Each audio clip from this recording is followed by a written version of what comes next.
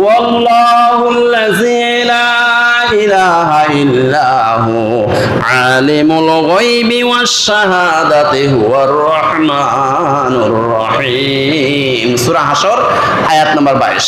এখানে সূরা হাসরের শেষ তিন আয়াত 22, 23, 24 এই তিনটা আয়াতের ব্যাপারে রাসূলুল্লাহ সাল্লাল্লাহু আলাইহি ওয়াসাল্লাম বলেছেন যে আউযু বিল্লাহিস সামিউল আলিম মিনাশ শাইতানির রাজিম।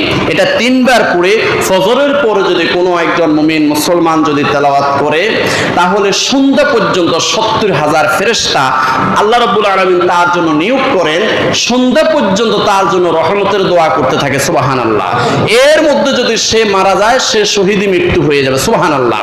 আবার মাগরিবের পরে কেউ যদি আউযু বিল্লাহিস সামিউল আলিম মিনাশ শাইতানির রাজিম এটা তিনবার পড়ে যদি এই সূরা হাসরের শেষ তিন আয়াত যদি পাঠ করে একদম ফজর